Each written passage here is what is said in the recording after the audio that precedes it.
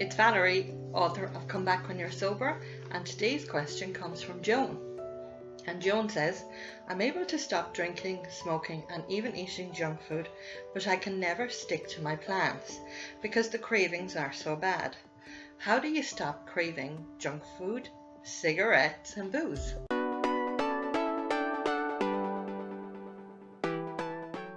Great question, Joan. And I suppose the one thing to note is that there are two types of cravings that essentially do the same job. There's physical cravings and there's psychological cravings. The physical cravings are when you're actually doing the substance. The psychological craving, on the other hand, is the tricky part, because with the physical cravings, one way to get rid of physical cravings is to stop doing what the substance is. However, what you're left with then is the psychological cravings. And psychological cravings are really just memories of happiness that you had when you were doing what you were doing. Now, the psychological cravings are the ones that are hard to shift. Because they are memories, they're always going to be there. Now, they used to believe that years ago that when we were born a certain way and our brains were wired that way and it was going to stay that way. And that was our personality, that was our genetic makeup, and that was who we are. We now know that that's not true. And this is really helpful to people who, like you and me and everybody, that would experience cravings on some levels. And what it is it's called neuroplasticity. We now know that the brain is actually quite plasticky and can grow almost like muscle. All this part of our brain here, the forehead, we didn't have that I don't know how many million years ago, but in the grand scheme of the universe, this forehead is really quite new. All the brain is to do really is to send messages to and fro from neuron to neuron, telling it what to do. And them neural pathways are what we make memories on. So if you're doing one thing again and again and again, and especially if it's a reward thing, if you feel joy doing it, you'll want to do it again and again, and you'll develop a habit, and that muscle becomes really strong. And so in order to get that muscle working, you have to continuously repeat an action again and again and again, or continuously repeat a thought. Now, thoughts usually bring on actions anyway.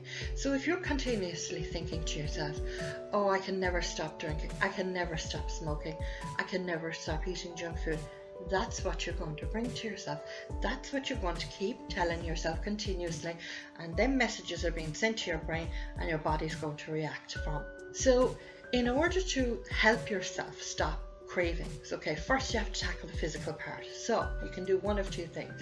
You can either quit altogether, or you can reduce what you're doing and start, while you're reducing, start looking at getting some CBT, start looking at mindfulness, getting motivated people around you to help you along, and become aware that these are just thoughts that are in your head. If you're not smoking, and if you haven't smoked for a number of weeks, you're not experiencing physical cravings, they're psychological. And let me tell you one thing, psychological cravings cannot hurt you. They cannot make you smoke again. Now, there's loads of help out there to help you with these things. You can get Nicorette patches helping you while you're getting your CBT to change your thought patterns around smoking.